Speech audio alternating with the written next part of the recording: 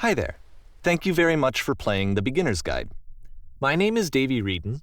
I wrote The Stanley Parable, and while that game tells a pretty absurd story, today I'm going to tell you about a series of events that happened between 2008 and 2011. We're going to look at the games made by a friend of mine named Coda. Now, these games mean a lot to me. I met Coda in early 2009 at a time when I was really struggling with some personal stuff, and his work pointed me in a very powerful direction. I found it to be a good reference point for the kinds of creative works that I wanted to make. So just to start you off, this is, I think, the first game he ever made. It's a level for Counter-Strike. You can walk around here, by the way. And mostly it's just Coda learning the basics of building a 3D environment. But what I like is that even though he starts from the simple aesthetic of a desert town, he then scatters these colorful abstract blobs and impossible floating crates around the level. And of course, it destroys the illusion that this actually is a desert town, and instead this level becomes a kind of calling card from its creator. It's like a reminder that this video game was constructed by a real person. And it kind of makes you wonder, what was going through his head as he was building this? This is what I like about all of Coda's games. I mean, not that they're all fascinating as games, but that they are all going to give us access to their creator. I want us to see past the games themselves. I want to get to know who this human being really is. And that's exactly what we're going to do here. So, it's 2008, Coda starts making these games, and he never releases any of them. He doesn't put them onto the internet, he just makes them and then immediately abandons them, and they sit on his computer forever. And I think he really understood this image of himself as a recluse. At one point, he jokingly renamed his computer's recycling bin to Important Games Folder. So, this was just how he worked. He tended to crank them out one after the other without even really pausing to try to understand what he had just made, until suddenly one day, he just stopped. In 2011, that was it. He made his last game, and then he hasn't made another one since. And that's why I've taken this opportunity to gather all of his work together, is because I find his games powerful and interesting, and I'd like this collection to reach him, to maybe encourage him to start creating again. And if the people like you who play this also happen to find his work interesting, then I'm sure it'll just send that much stronger of a message of encouragement to Coda. So thanks for joining me on this. If you have a particular interpretation that I haven't mentioned here, or if you just need to get in touch, you can email me at daveywreden@gmail.com. Okay, that's about it for introduction. Let's take a look at Coda's first proper game. As each game is loading, I'll show you the date that it was completed. This first one was made in November 2008.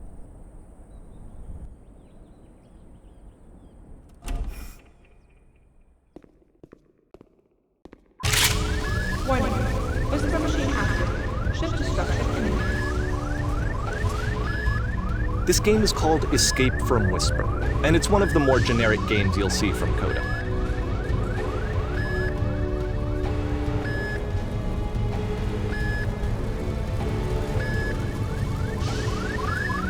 You can click to fire the gun.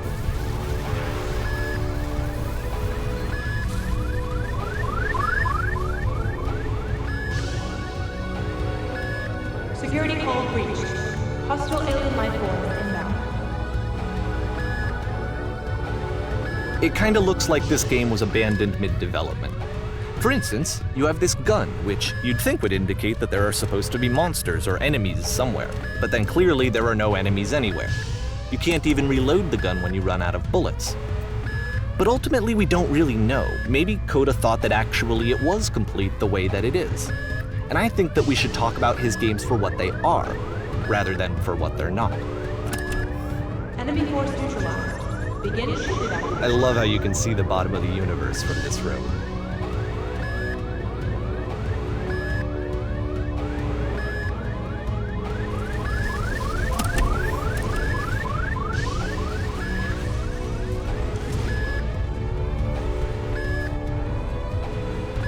Apparently, this space station has a labyrinth on it.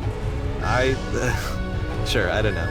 There's really no reason for it that I've ever been able to discern, so in the interest of time, I'm just gonna skip you on past it. Okay, this is the part that's interesting. The game has this narrative about the whisper machine and how it has to be turned off, and then you get to the engine room. Hey, you there, in the engine room. You could save us all. That beam is powering the whisper machine. We could disrupt it by introducing a great enough heat signature. If your body could stop the beam. It's so much to ask, but for all of our lives, would you do it? Could you give yourself?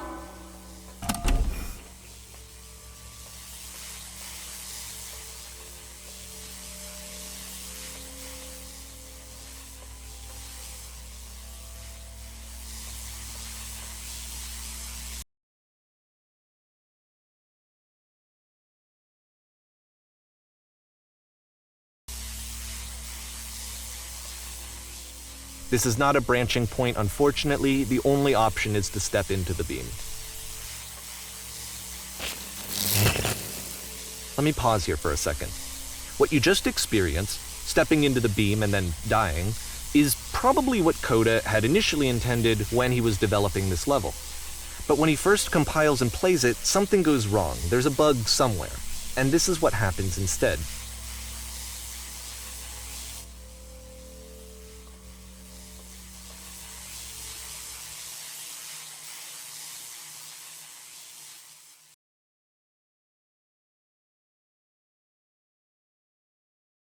The beam causes you to start floating.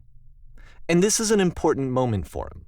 Because yes, this is technically a glitch, but Coda identifies something human about it, like how small it makes you feel in the face of this larger chaotic system.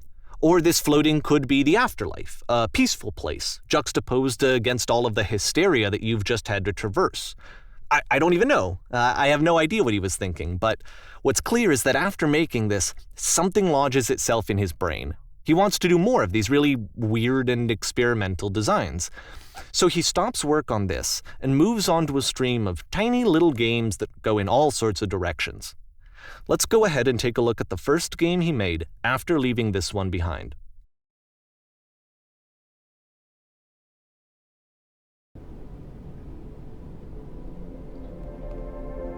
Yep, in this game you can only walk backwards.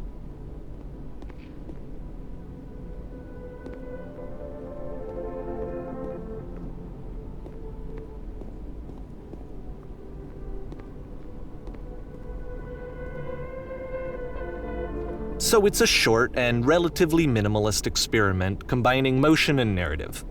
It is less advanced than the previous game, but actually it seems to be more focused, more complete. Coda's trying to give it a unique voice rather than simply basing it on a pre-existing trope.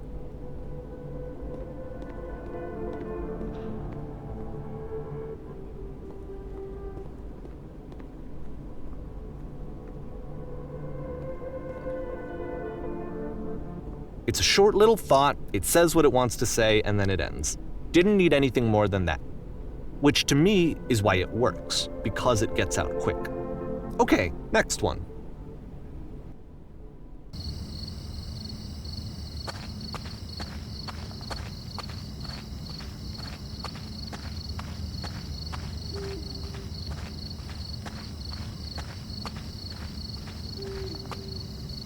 And that's it.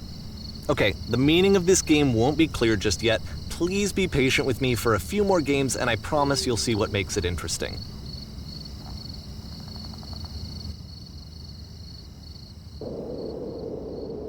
Oftentimes, Coda would put bizarre titles like this one at the start of his games. I wish I'd known him at the time that he was making these early games.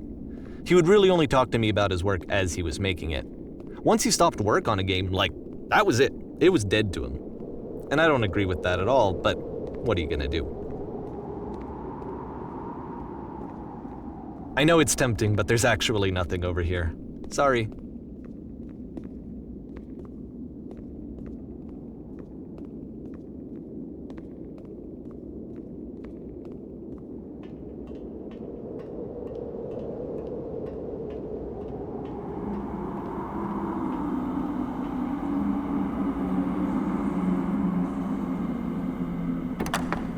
Once you've been slowed to an absolute crawl, the door at the top of the stairs opens. So why, if Coda's not showing these games to anyone, why bother opening the door at all? Well, to show you, I'm modifying the game here so that when you press enter, it'll bring you back up to full speed so you can enter the door for yourself.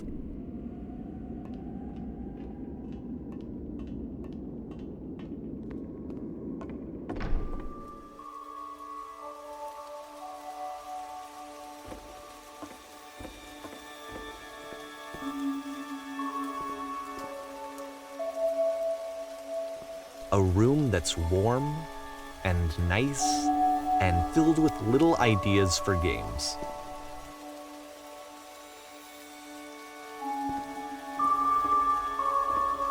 Coda would often tell me that he didn't mind if people thought of him as cold or distant.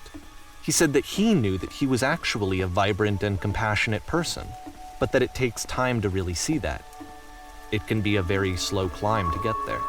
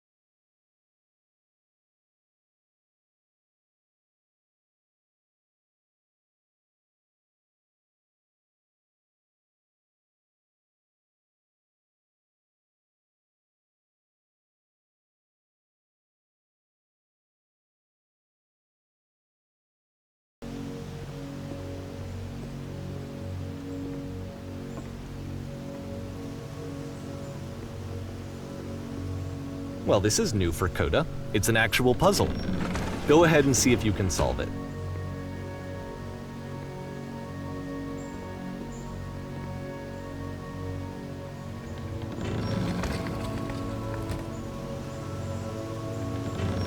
Don't forget that solution, because we're going to see this puzzle again soon. We're going to see it a lot.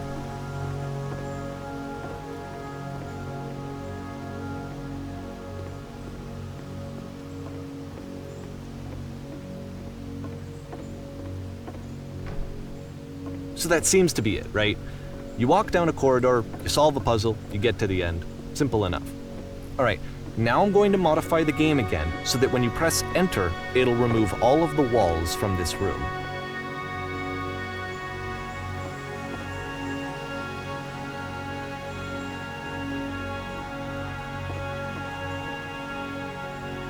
How about that? There was more to it than we had any way of knowing. I actually find it funny that this game comes after the Stairs game, since they essentially convey the opposite idea. So, in the Stairs game, a dull exterior concealed a rich interior. And then, in this level, a dull interior hides this fantastic outer world. Either way, I think that the point is the same, is that most of the time you don't get to know what you're missing, or even that you're missing anything. That's not your role as a player. So if your role here is not to understand, then what is it?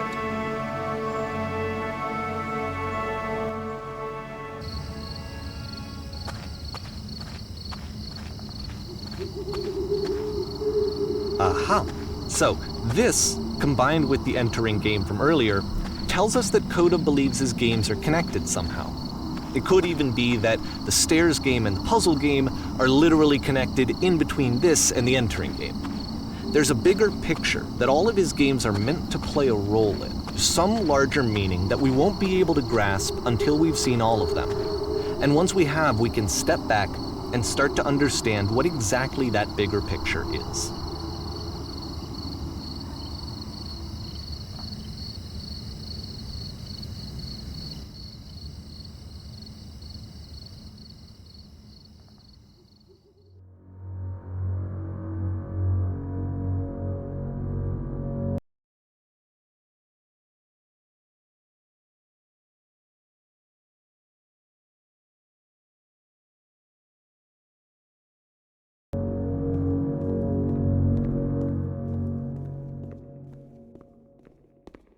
Let's talk about video game development for a second.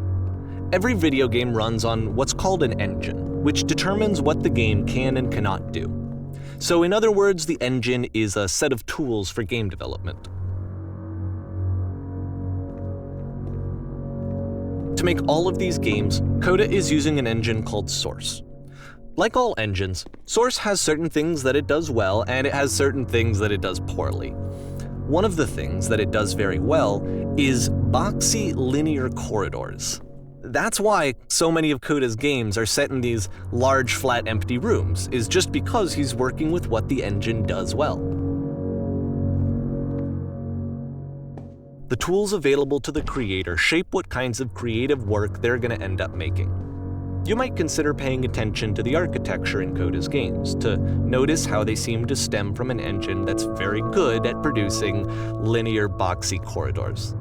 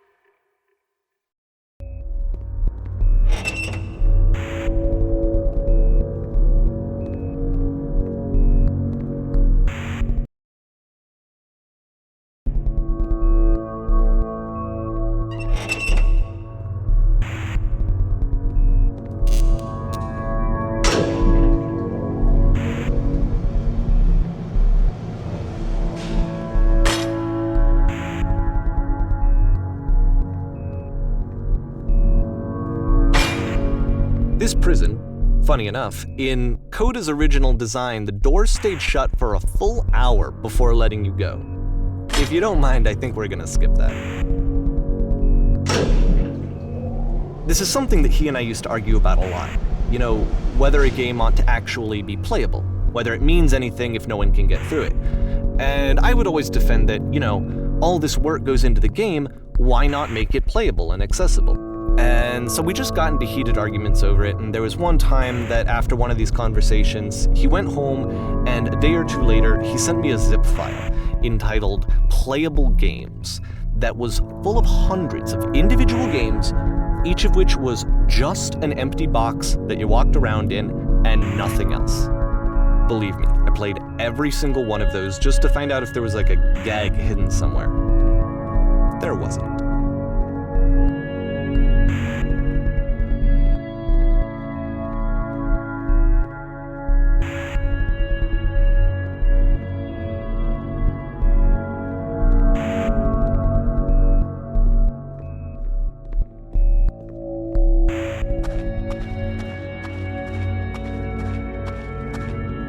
It's the puzzle again, with the exact same solution as the last time.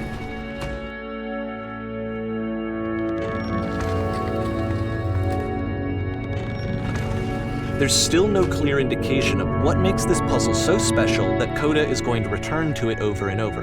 But I promise I'll share with you my interpretation very shortly.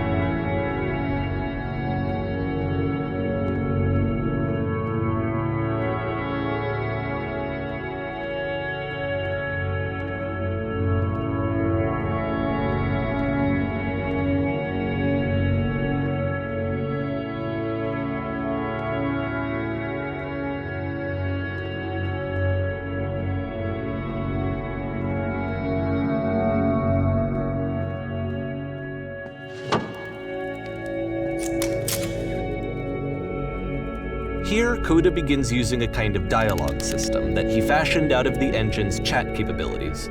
Use the 1, 2, 3 buttons on your keyboard to respond.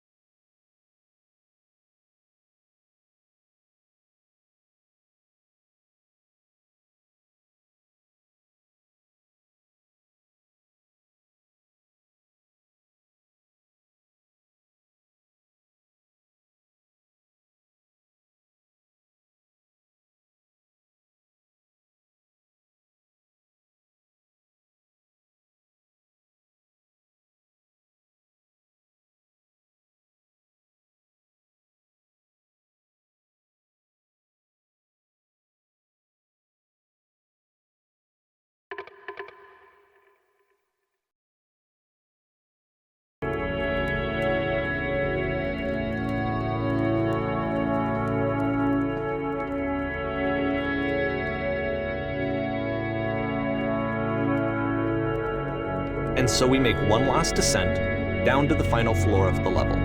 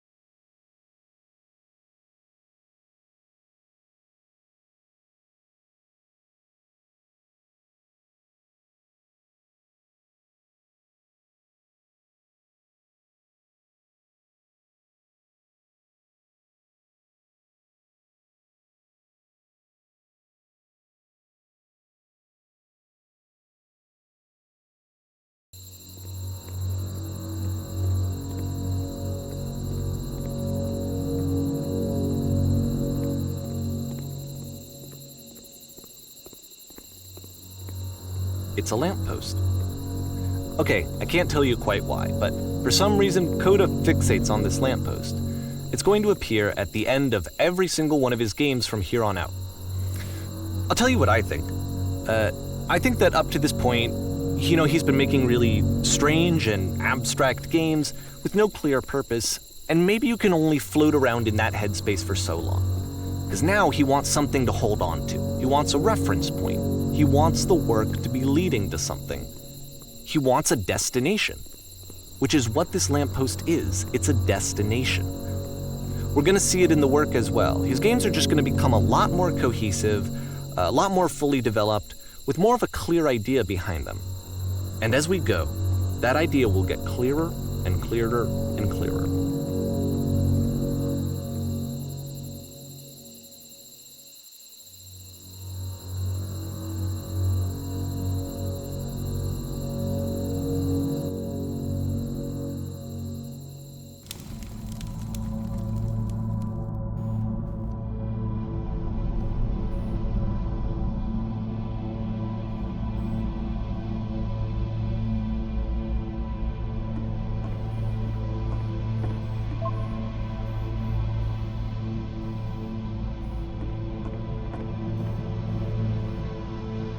So first off, I'm sure you can deduce this, but this game is not connected to the internet. All of the notes that you're gonna see have been written by Coda. This was actually the first game of his that I ever played. This was shortly after I met him at a weekend game jam in Sacramento, where I grew up. I saw him working on this very level, and it was just so different from anything that anyone else was doing. So right away I was like, I have to be friends with this person. In retrospect, I think I was probably a bit too pushy trying to get his attention. I was over-enthusiastic. But he was very gracious about it and very patient with me. And I cooled off eventually. Oh, feel free to skip over any of these notes if they're not doing anything for you. Nothing extra is going to happen if you read all of them. Either way, to me they convey a sense of loneliness. I see this person who's filled with thoughts and feelings and beliefs and has no way to express them except as scattered and unheard voices in a game that wasn't meant to be played.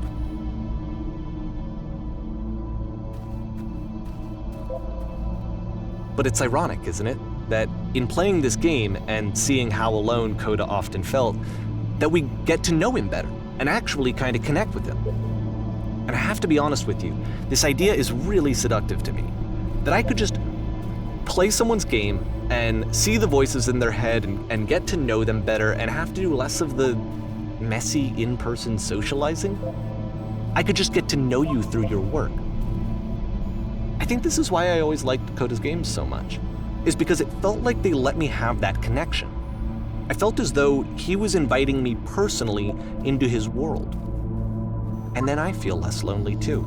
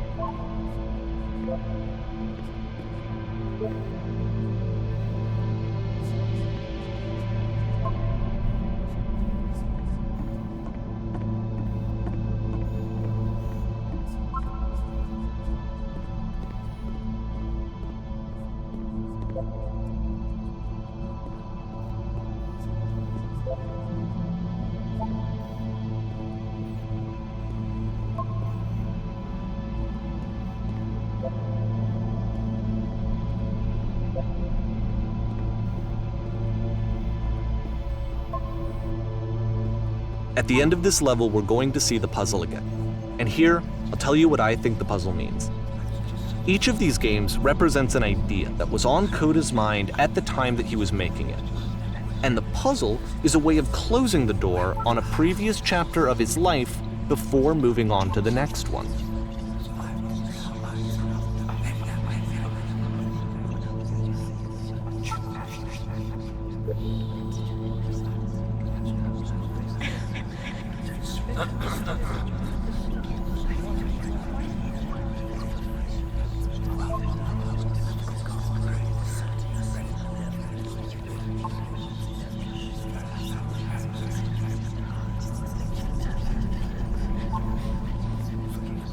In each of his games, after exploring a theme that, he might find difficult, Coda can then place this puzzle that he knows has a reliable solution, he understands exactly how it works, and so it gives him a simple mechanism for moving on.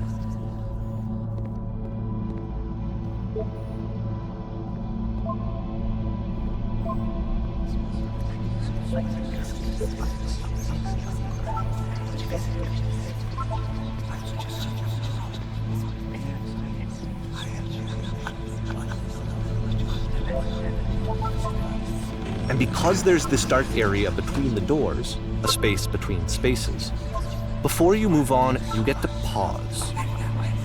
Just for a moment, a few seconds to reflect on and let go of the events that led you here. To step back and connect the pieces together, to grasp at that elusive bigger picture.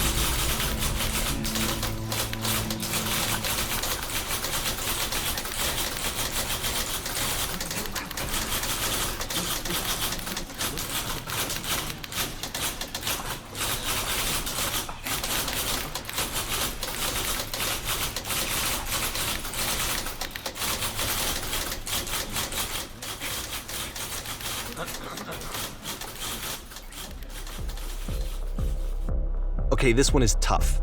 It's gonna kind of just spin its own wheels for a few minutes. Hang with it.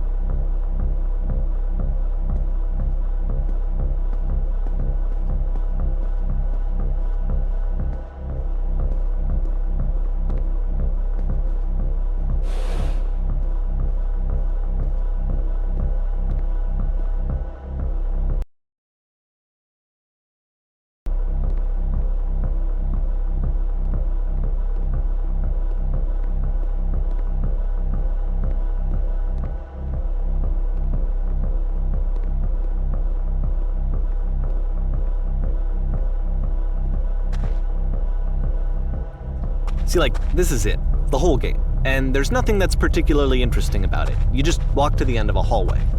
Except, for some reason, Coda gets really fixated on this prison that has all of this modern furniture. And I don't know why, but he decides he needs to revisit this prison. He's gonna start over, use the same assets, turn it into something else. Okay, cool. Here's version 2.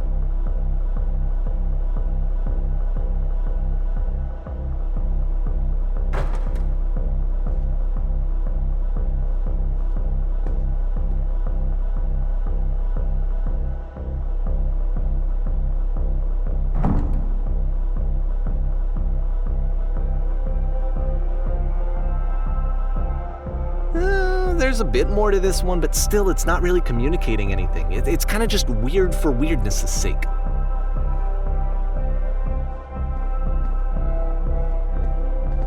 So okay, he throws it out and starts over. This time he comes at the prison idea from a different direction.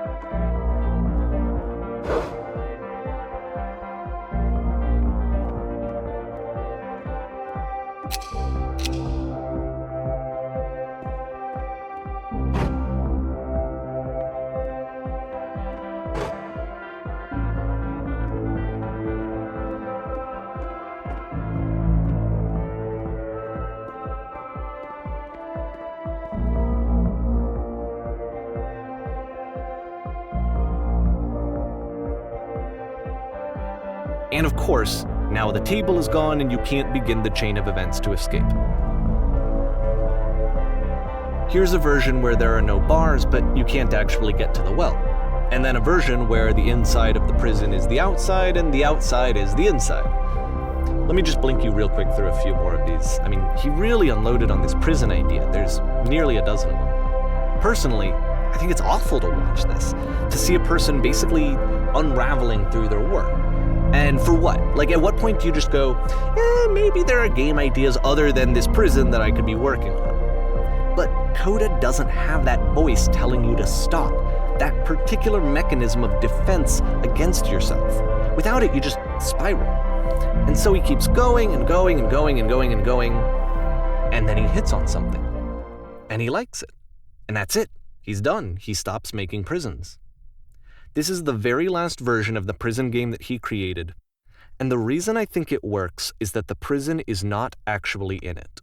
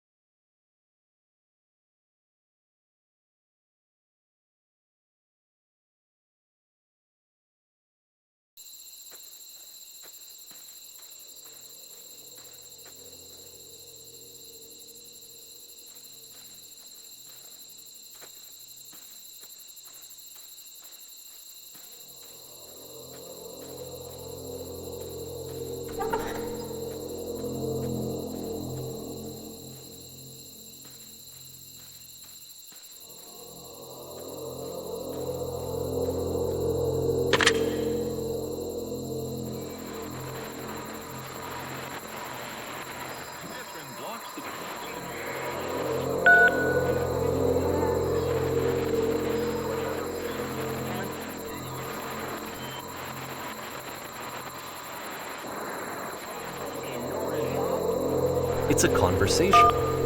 And so this is what Coda wants, is to be able to talk to someone, to share what's on his mind, and to get some good advice from someone who knows. But the irony is that even in this scenario, you're still talking to yourself. You know, all of these games so far are Coda talking to himself.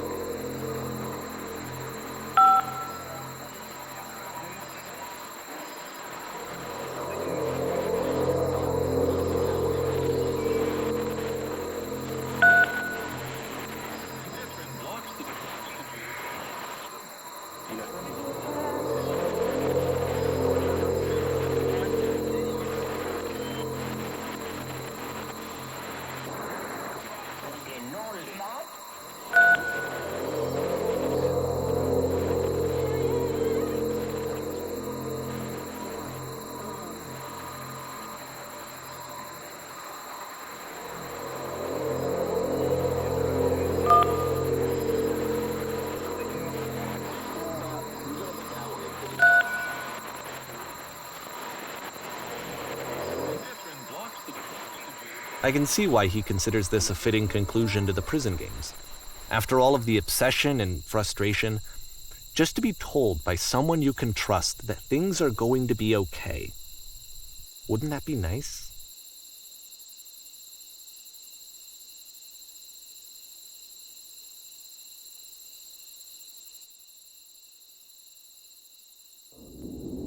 So what would it look like if Coda wanted to make a game about talking to someone other than himself?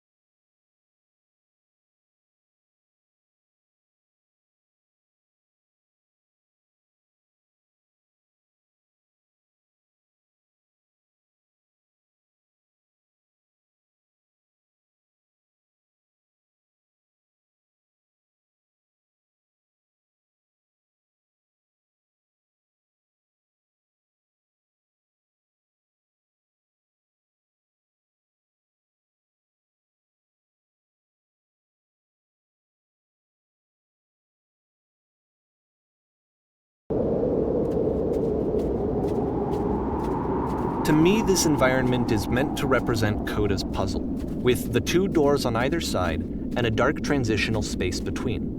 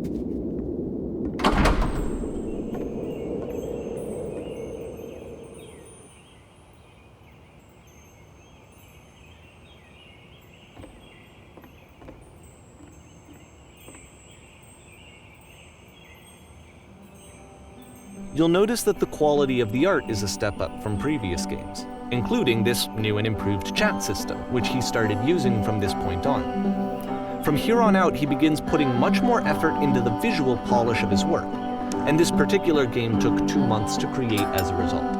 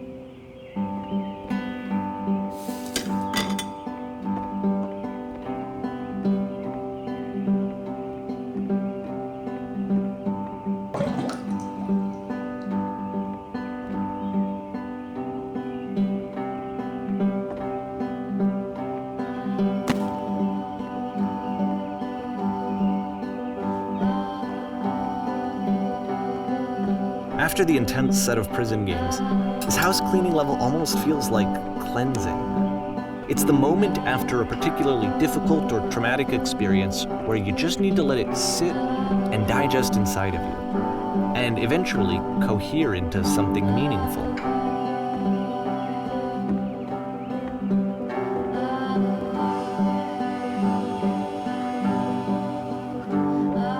I know that Coda really liked this game. Of all of his work, actually, this was the only one that he called me up to ask me to come over and look at it. This was during a period of a few months where he was like grossly happy all the time, just walked around with a constant smile on his face.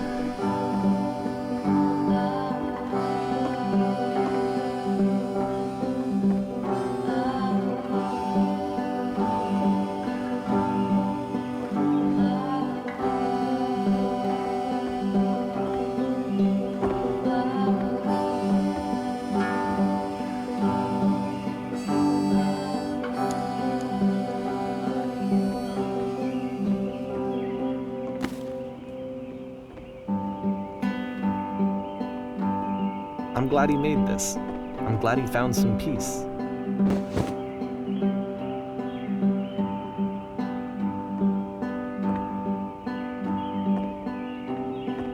But, of course, it can't last. The music stops, your companion is gone, it's time to leave. The door at the top of the hill is now open as well. Again, you can't stay in the dark space for too long. You just can't. You have to keep moving. It's how you stay alive.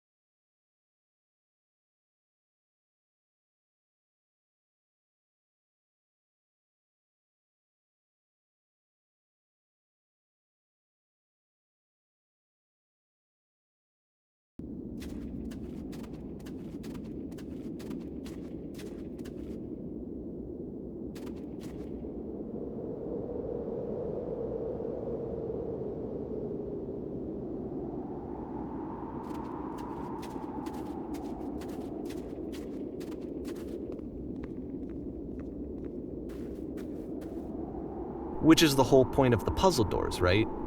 That sooner or later you have to pick up and move. I really thought that was the point of it.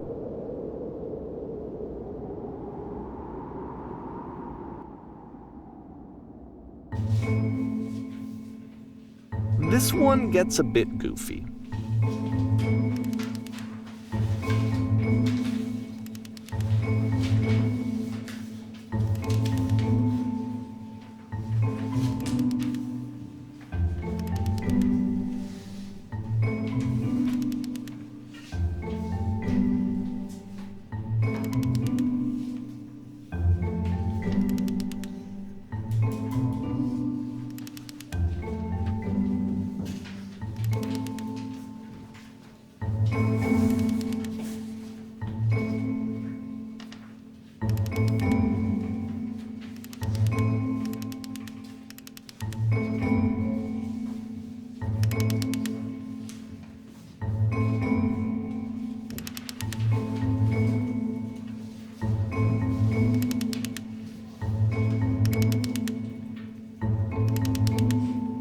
About halfway through the game, the perspective shifts.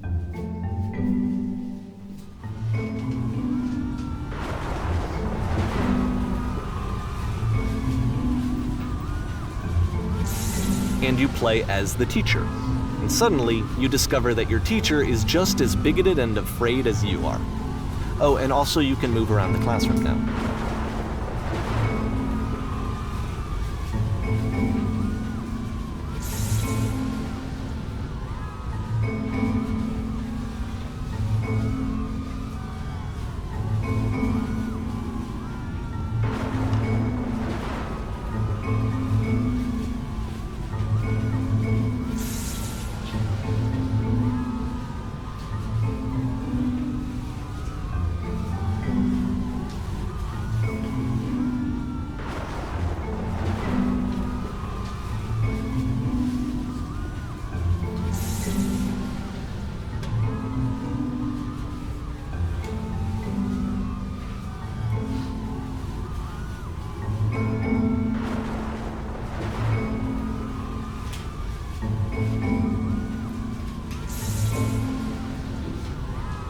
I fell pretty hard for this one. I feel like it's one of the most relatable experiences that you can have. To assume that some other person is perfect and totally fulfilled in every way, and completely miss all of the little flaws that make them painfully human. I think about this game a lot these days.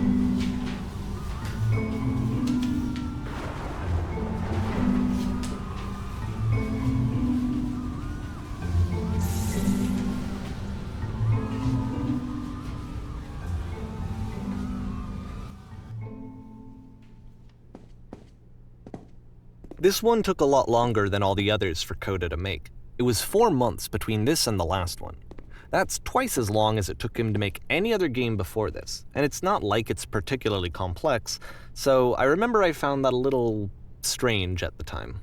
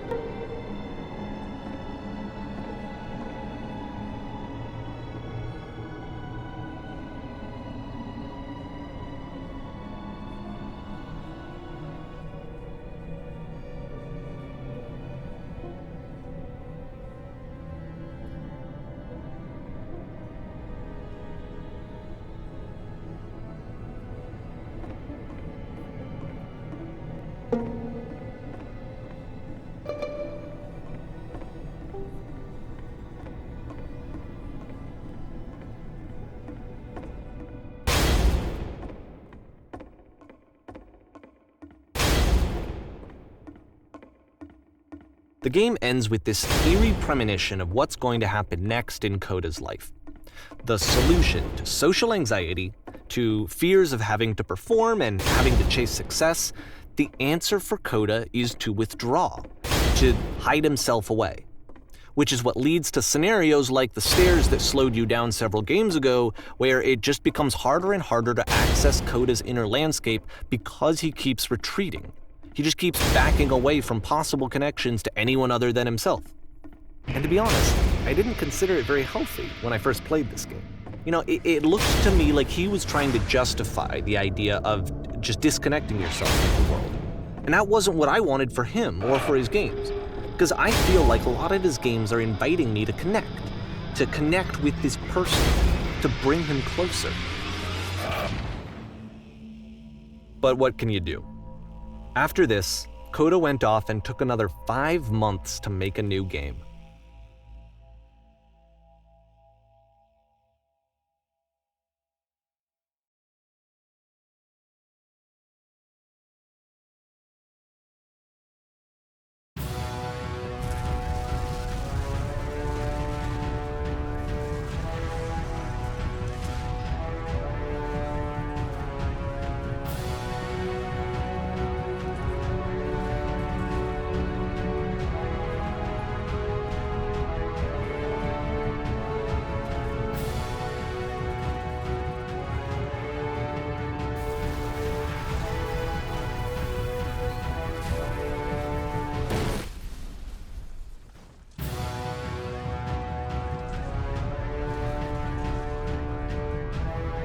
You should probably open your eyes if you haven't already. It's pretty much impossible to solve otherwise.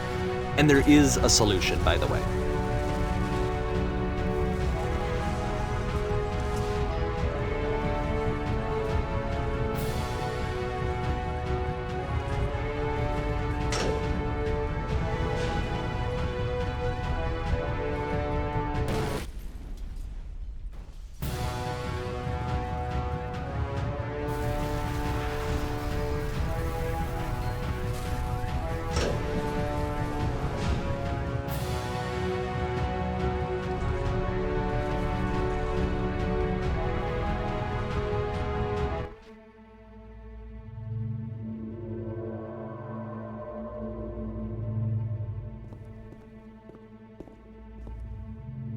Like I said, I was getting concerned. First off, he's never been this explicit in his work about exactly what he's thinking. So where's that coming from? But then even weirder, his work has potentially stopped being an outlet for him. Not like he's having trouble iterating on ideas, but he literally just can't think of new ideas anymore. And in person, he was being a lot more distant than usual. Like, you know how sometimes a person will just deflect anything that you say in order to keep themselves disconnected all the time? It was that kind of thing. Here was the point in my relationship with Koda where I really started to wonder if he needed my help in some way.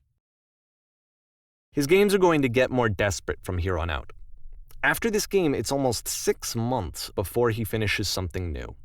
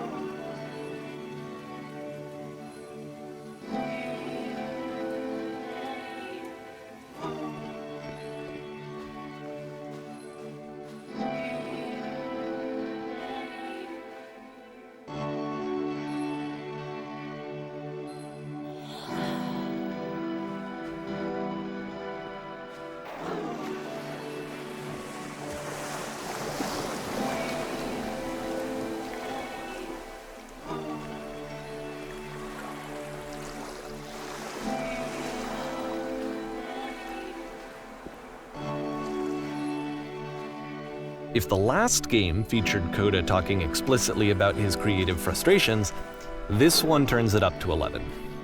Now, put yourself in my shoes playing this.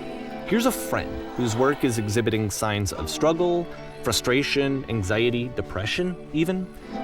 And yet, still, he keeps making games. He keeps throwing himself into the grinder even when he clearly doesn't have the energy for it anymore. Why? What is it for?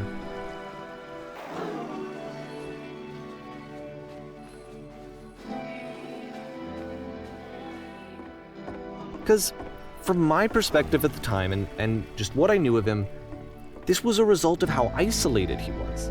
He was in his own little bubble, just sitting at his computer all day, not really showing these games to anyone, not releasing them onto the internet, and so he didn't have anyone outside of himself to connect with.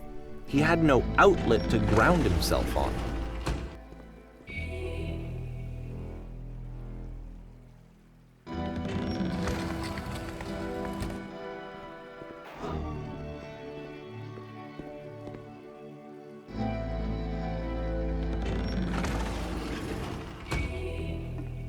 You can't talk yourself out of loneliness. It doesn't work that way. You can't be the one writing both the questions and the answers. Then there's no movement. Then there's no circulation.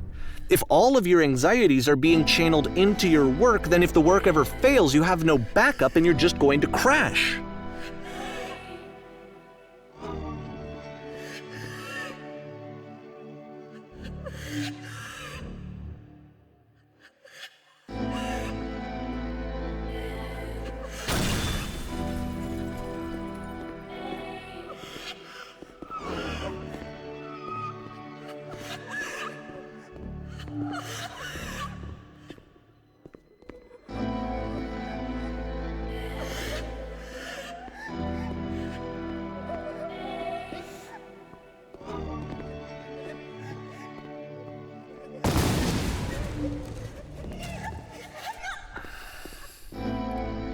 Seeing this game at the time that he made it, it looked really unhealthy to me. I was watching him do this to himself, and I hated it. I hated seeing him so trapped. It's like, video games are not worth this amount of suffering. This is someone I really cared about, and I used to get so much joy out of seeing him create.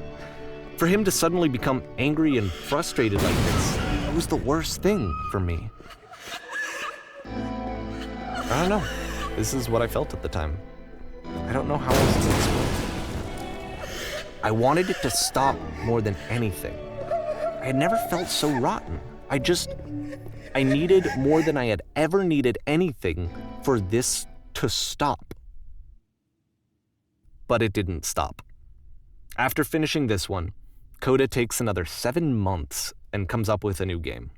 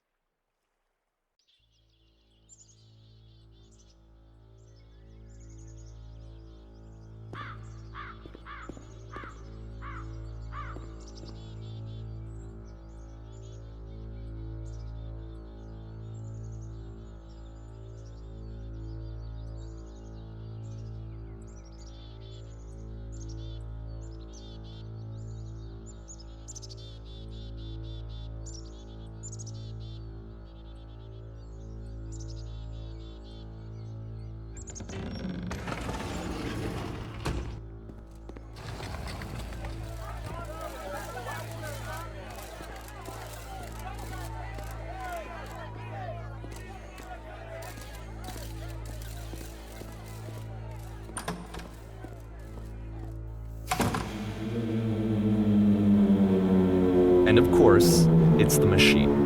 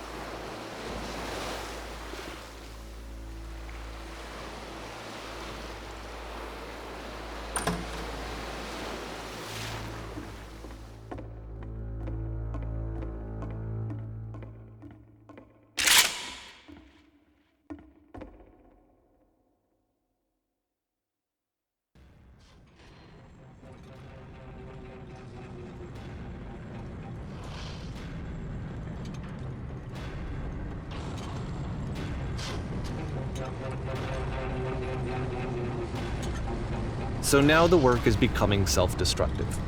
And I'll tell you, at the time that I first played this game, shortly after he made it, here's what I'm thinking to myself. I'm thinking that Code is stuck in his own head, and that it's having a very negative effect on him, and that all he needs to do is just start showing his work to people, to get some actual feedback on his games. It might get him out of isolation. And so, as I'm thinking this, I realize that I could be the one to initiate it. Because it would never occur to Coda to start actively soliciting feedback, so what if I did it for him? If he could see the difference it would make to have more actual conversations with other human beings, would that bring him out of his mental spiral? Would it give him confidence in himself? Would it bring meaning back into his work?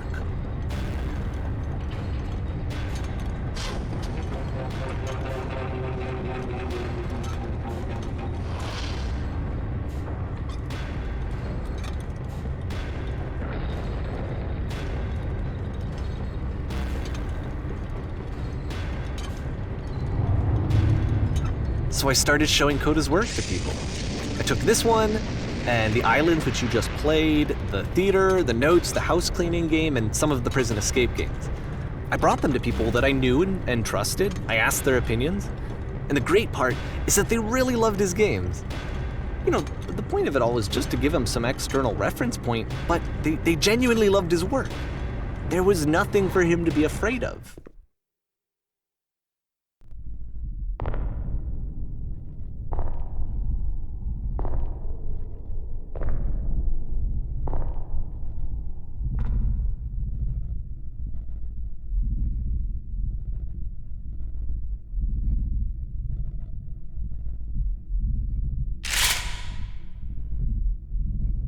Can you see why I felt like this was the right thing to do? Because it's the thing that I always feel like I need, to be told that my work is good, that I am good. When someone really connects with a thing that I've made, when they see themselves purely in my work, there's nothing that feels better. And I got to give that very same feeling to my friend.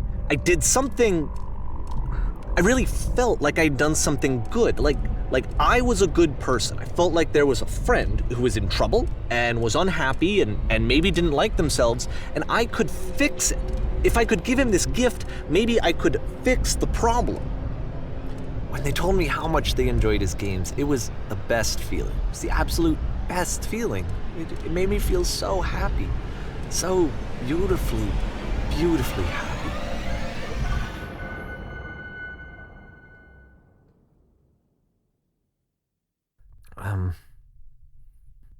So anyway, Coda finishes this game, and then really he just kind of takes off for a while. So this is June of 2011, and I didn't hear anything from him for several weeks, I guess. And so out of nowhere, one day I get an email, and it's got a private link to a new game of Coda's. This one is called The Tower, and to my knowledge, it's the last game that Coda ever made. So let's take a look.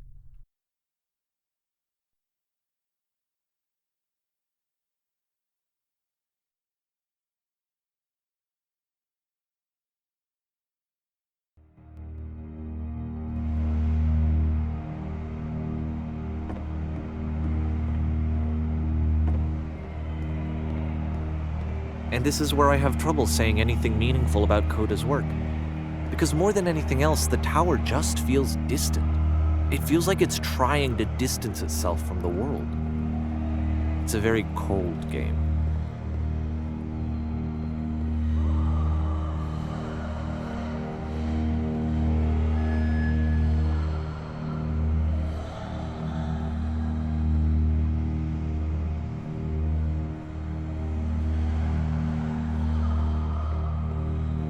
This room actually has a maze in it.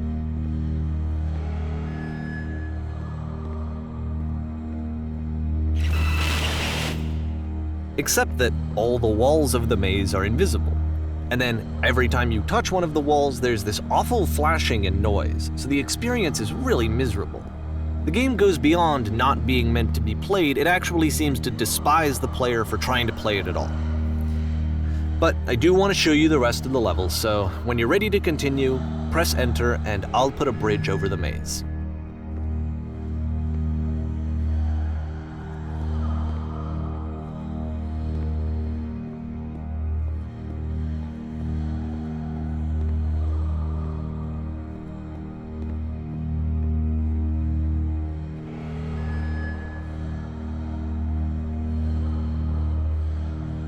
And to be fair, it's not like this is the first game that's needed some modification to be playable.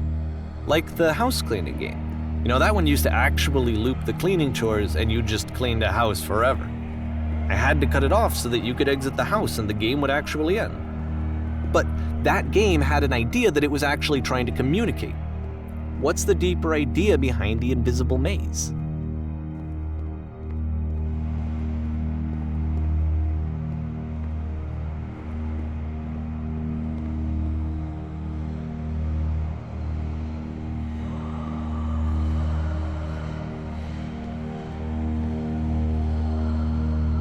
The only way past this challenge is to randomly guess the 6-digit code. Like the invisible maze, it's frustrating to me, because it's the opposite of everything else that Coda has made. It doesn't encourage thought or engagement. It doesn't ask anything of me, except a lot of my time. If I could have reached him during this time, then maybe I could have asked him, but I couldn't. I still don't really understand why this is here.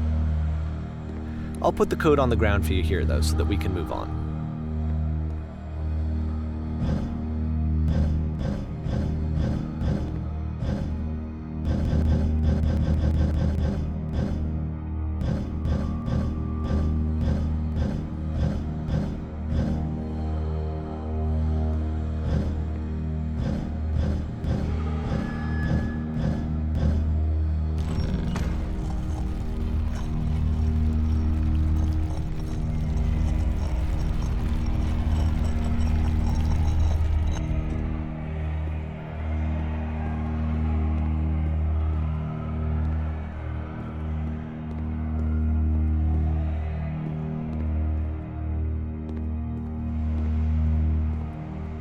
The switch to open this door is actually on the other side of the door, meaning that it's literally impossible to solve from this side.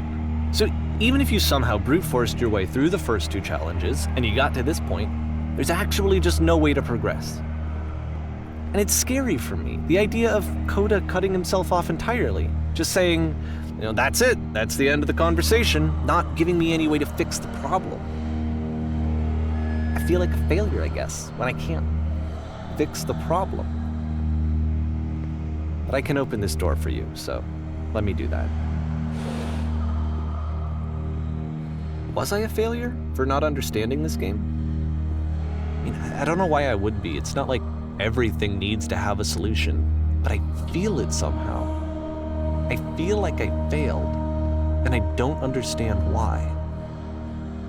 I remember, it's June of 2011. I'm playing this for the very first time, and as I'm playing, I'm thinking to myself, I don't know this person. I have no idea who this person is.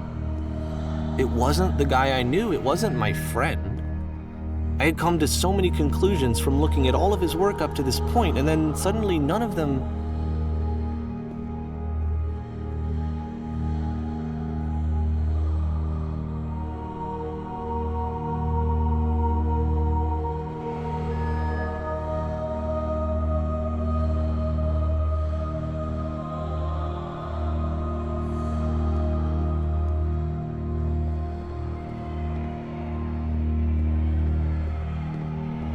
I had been trying to, though. That was the thing. For years, I was trying to get to know him, to understand who he actually was and what he stood for. I asked him so many times to please just tell me what his games mean to him. I asked him please to tell me what the 3 dots mean. And he wouldn't.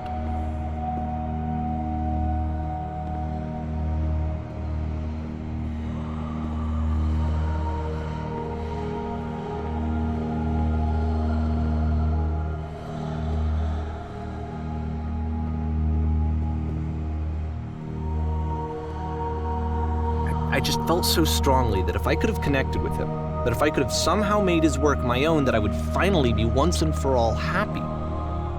It was that I needed to see myself in someone else.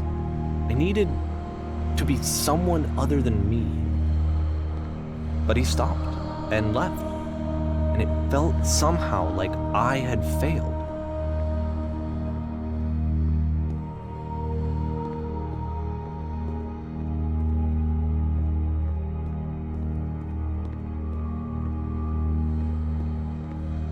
Where did I screw up?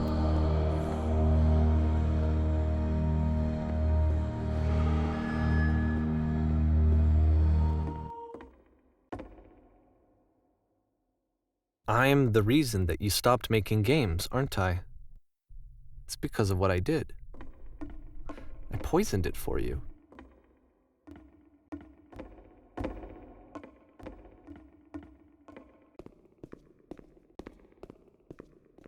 I don't think I ever told you this, but when I took your work and I was showing it to people, it actually felt... it felt as though I were responsible for something important and valuable.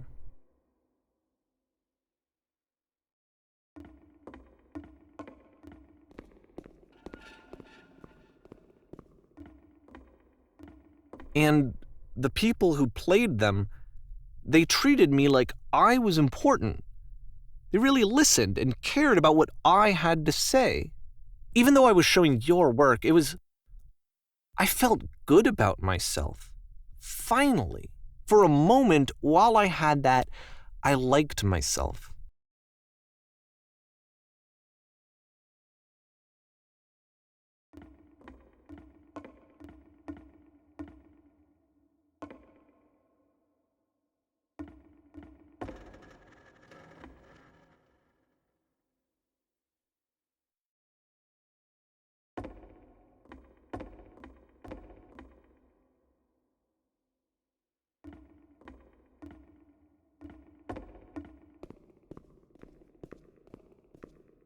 And then you stopped, and I didn't have anything left to show people.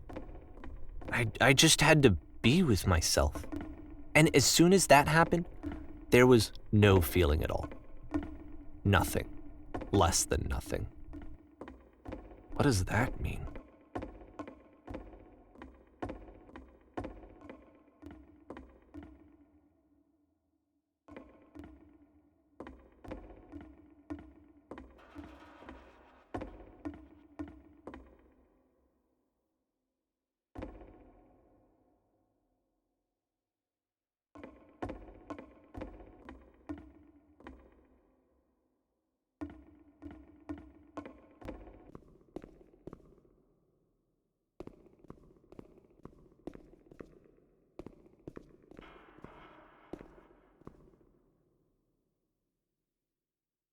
I'm afraid that I did something really stupid because I don't like myself.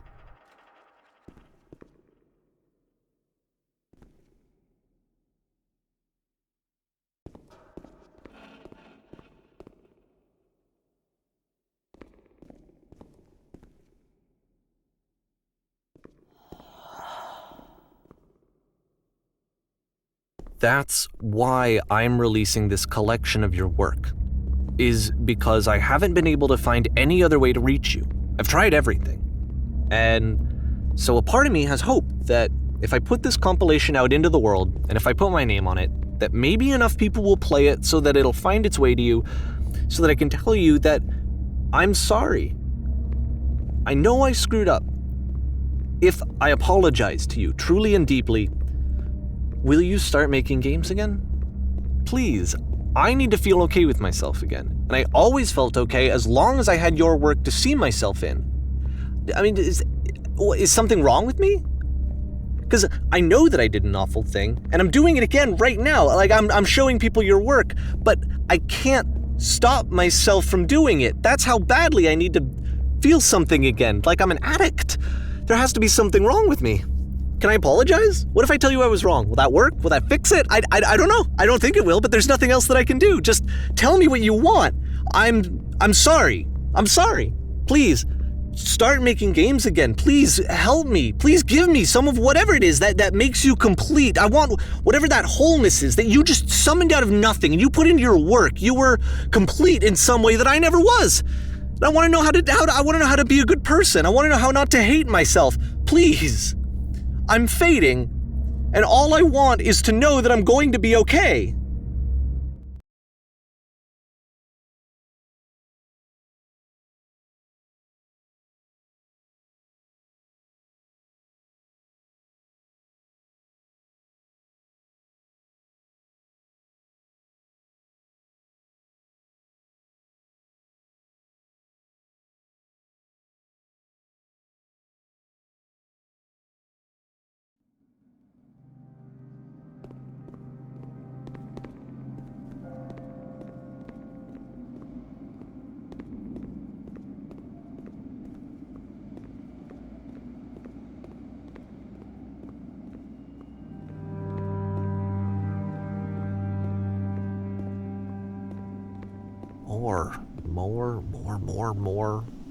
More love, more praise, more people telling me that I'm good.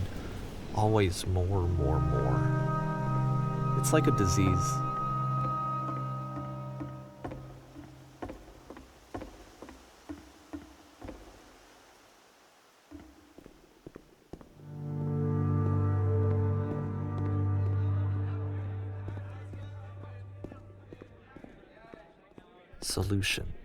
Solution.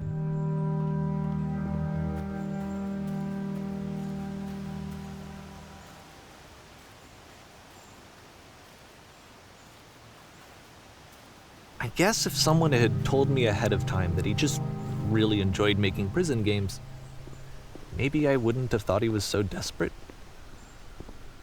I wouldn't have told so many people that he was depressed. Maybe he just likes making prisons.